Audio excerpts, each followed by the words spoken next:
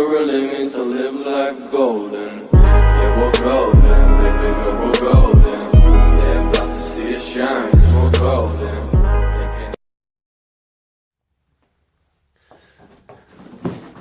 What's up? It's your boy Hollywood, man, coming to you straight from Kentucky via I-75, you know what I'm saying, Ohio, born and raised, baby. You know what I'm saying, just giving y'all a little insight, starting this new little YouTube channel off. And, you know what I'm saying, just want to give a little insight in this game and what I've been through, my little 2 cents, you know what I'm saying, and what's going on. You know what I'm saying? So shit, we're starting this little YouTube series out, man, and it's really gonna be about the struggle and everything I've gone through, and starting from dirt, basically. You know what I'm saying? You know, ain't nobody gave me nothing. You know what I'm saying? Ain't nobody dropped off a bag. You know what I'm saying? Ain't nobody died.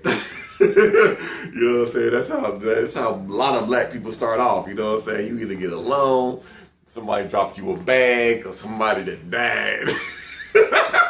You know what I'm saying?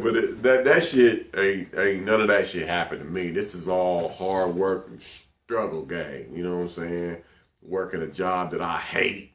You know what I'm saying? The build up. You know what I'm saying? Because trust me, when they say started from the bottom, ain't nobody started with less. You know what I'm saying? When I came in here, there was no walls, no ceiling, no floor down, no paint, no nothing. You know what I'm saying? And man, I had to, oh my God, I had to go through a lot, you know what I'm saying, to even get to this point. And I still ain't open yet. That's why I'm doing this whole video blog right now. You know what I'm saying? Because I wanted to detail, and I'm gonna be coming in with old videos I've made and pictures I've taken of working and doing my thing in here, and you know, just letting y'all know, man, and especially a lot of young cats out there, man, let y'all know, man, that, you know, don't stop listening to all these people out here, man. You know what I'm saying? The people, not the ones that's giving you good advice, but the ones that's telling you can't do the shit. The one that's telling you give up. You know what I'm saying? Man, that shit ain't gonna work. Man, you need to get them out your head, man, and go for yours, man, because you only live once. Trust me, man, you only live once, man, and you gotta go for yours in this lifetime. And if anybody ain't down with you as you going for what you going to, fuck them. That's how I feel about it. You know what I'm saying? So, to start it off, man, where did I get my roots from, man? My roots. Alex Haley. You know what I'm saying? I started off, man, Springfield, Ohio, back in the G, man. 1988, man. My cousin Tyron used to cut my hair. What's up, boy? Used to cut my hair back in the G, man. And he cut my hair for about a good year and a half, you know, for proms and homecoming and whatnot. And he ended up giving me my first set of clippers. He gave me his old pair because his daddy, my uncle, bought him some more. You know what I'm saying? So he gave me my first set. I think they had to be walls. They had to be, man. Yeah, they was walls. They had to be walls. But so I was started cutting my hair in high school. You know what I'm saying? I'm cutting my hair. Started doing little designs and my shit, and you know, it progressed from that to I'm cutting other people in the high school. You know what I'm saying? I started cutting people in high school. I ended up even cutting my cousin Tyron's hair, cutting his little brother hair, cutting nephews and uncles and cousins, and I'm cutting people at this point. You know what I'm saying? So that's how I really jumped off the porch with it. Now, it never dawned on me to ever get serious with it until I had this girlfriend. I ain't gonna say her name. What's up, Gucci? She used to work at Supercuts. You know what I'm saying? And she knew that I used to cut hair. And she was like, she didn't even tell me, you know what I'm saying? One day she just came home with this bag. You know what I'm saying? And it had 76s in it, all that. You know what I'm saying? I'm like, man, that's what I'm talking about. You know what I'm saying? The Bonnie and Clyde, you know, I need that right there. hit me off with some 76s with all the blades, all the attachments. You know, those was my prized possession. You know what I'm saying? Later on down in life, niggas broke in my house and stole all my shit, but we'll get to that later on in the series, you know what I'm saying? But those was my prized possession clippers right there, you know what I'm saying? That one and a half and that 1A, whew, man, I didn't know nothing about that back in the day, you know what I'm saying? But it was all that to me, you know what I'm saying? So really doing that, man, and you know what I'm saying, things progress, you know what I'm saying? I'm still cutting hair 100 miles an hour, still working little bullshit jobs or whatever. So one day, I used to get my hair cut by this dude named Leon. You know what I'm saying? I would, every now and then when I wanted to get the whole works, you know what I'm saying, I would go holler at my boy Lee. What's up, boy? He in Columbus, man. I think he got his shop. I don't know the name of his shop, man. So I go holler at Leon Boyd, man. That's my dog, man. I still got that footage, man, from Derby, man, back in the day, dog. We'll talk about that some other time, nigga. But Lee used to cut my hair, man, and he used to work for a dude named Scotty. It was Scotty's Barbershop. So one day I was in there, and Scotty pulled me to the side, man, like, you know, you I like your style, you a cool little dude. You know, who are your people? You from Springfield? I said, yeah, you know what I'm saying, who your daddy? You know what I'm saying? I told him my daddy. I said, my daddy Doc, you know what I'm saying? And he said, Doc Holiday, your daddy? And I said, yeah, that's my daddy. Oh, man, me and Doc used to run these women. We used to run the streets. That was my dog. Doc had more women than the president. He ain't tell me nothing I ain't know. You know what I'm saying? But he was like, man, listen, you Doc son, I'm gonna take care of you. I got you. So from now on, if you thinking, I heard you talking up in here, like you thinking about getting your barber license, if you do that, you come back here, you always gotta cheer with me. I got you. You Doc son. It sound good to me. I was like, you know, shit. I'm a young boy. I'm like, yeah, that sounds good. So what happened was I ended up talking to my daddy about Scotty, you know what I'm saying? And I approached him with what Scotty had told me. And my daddy's reaction was, nah, you're not fucking with him. No, absolutely not. You ain't. I don't want you nowhere near Scotty, under no circumstances. Now, I never, ever asked my daddy why.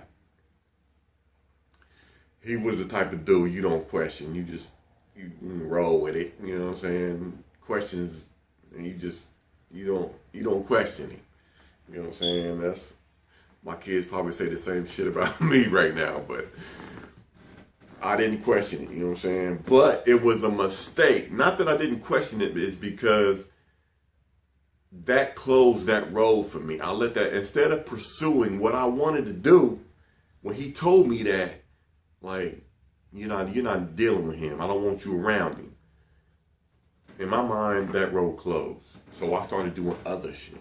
I got a job at a hospital. You know what I'm saying? I'm working at this hospital, doing things I hate. You know what I'm saying? So, but at the time while working at this hospital, doing this, I'm still cutting hair. People are still coming to the house. People are still calling me. What time you get off work? I need a haircut. What's up? Where you at? Can you come through?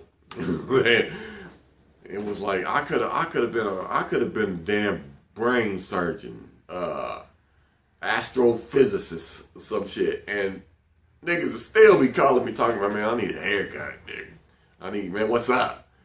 But I still kept doing it. And the thing was, what happened was, you know, in limbo, not knowing what I wanted to do as a young boy, my lady at the time, she was a CNA.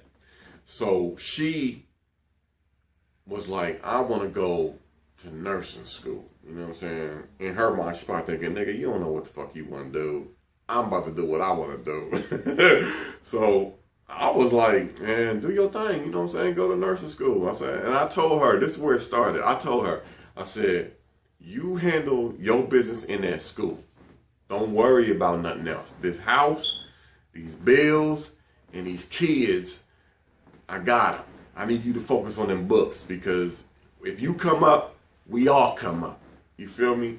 So that's how it was. So I ended up working at the hospital. I cleaned doctor's offices at night from like 6 to 10, 6 to 11, some shit.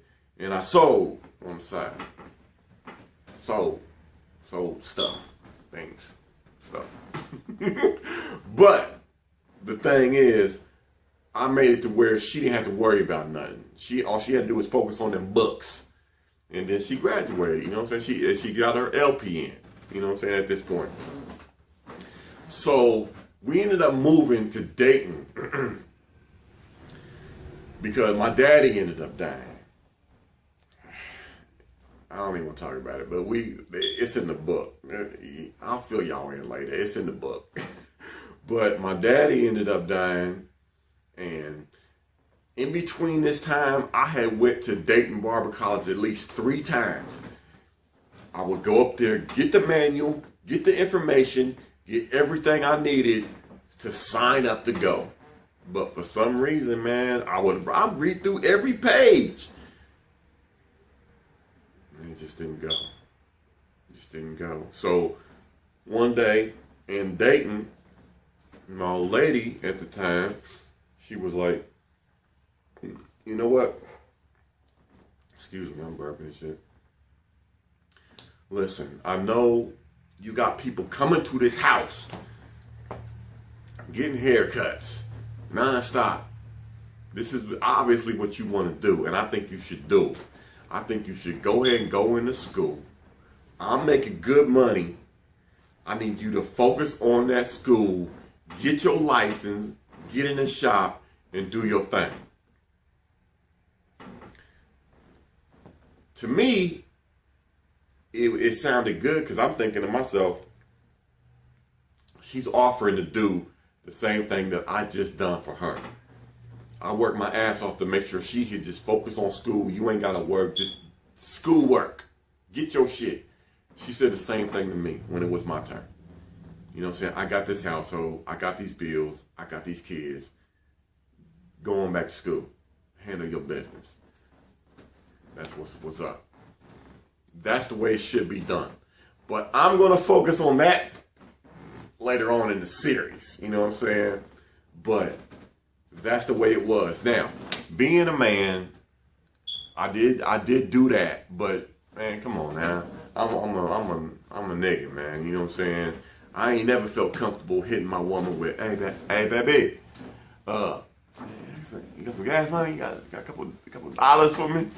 And I ain't never felt comfortable with that. So even though she said that's what she was gonna do, I always made sure I had money in my pockets to do my thing. You know what I'm saying? That was just me. Now, going to the Dayton Barber College. Bitch, I wanna party like Chris Farley.